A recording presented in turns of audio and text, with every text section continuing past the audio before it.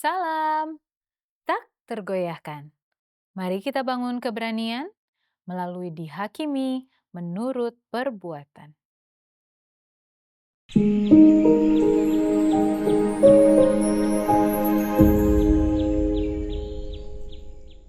Firman Tuhan memberi semangat dalam Wahyu 20 ayat 12. Dan aku melihat orang-orang mati, besar dan kecil, berdiri di hadapan tahta itu. Lalu dibuka semua kitab. Dan dibuka juga sebuah kitab lain, yaitu kitab kehidupan. Dan orang-orang mati dihakimi menurut perbuatan mereka berdasarkan apa yang ada tertulis di dalam kitab-kitab itu. Pada tanggal 25 Mei 1979, John Spankling, seorang gelandangan berumur 30 tahun di Amerika Serikat, menolak menunda kematiannya.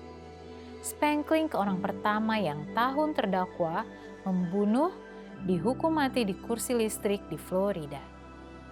Pengadilan tinggi dieksekusi di Amerika Serikat sejak Gary Gilmore dituntut menghadapi regu tembak. Sulit menggambarkan ketegangan di ruang pengadilan ketika hakim akan mengumumkan putusannya. Ketika semua bukti telah disampaikan dan kasus itu telah ditinjau dengan seksama, hakim ketua menghadapi ruangan yang dipenuhi orang di tahun 1977. Sulit menggambarkan ketenangan di ruang pengadilan ketika hakim akan mengumumkan putusannya. Ketika semua bukti telah disampaikan dan kasus itu telah ditinjau dengan seksama. Hakim ketua menghadapi ruangan yang dipenuhi orang-orang yang tidak sabar menunggu keputusan. Sang hakim bertanya, "Apakah keputusan Anda?" Semua orang yang hadir sepertinya menahan napas selama beberapa saat. Dua kata, tidak bersalah, bisa membawa tarikan napas lega di antara sebagian besar pengunjung ruang pengadilan.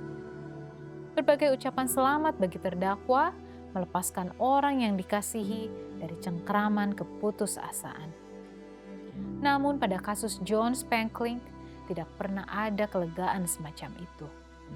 Bersalah adalah satu-satunya kata yang diumumkan. Dengan satu kata itu, hidupnya di bumi dipersingkat.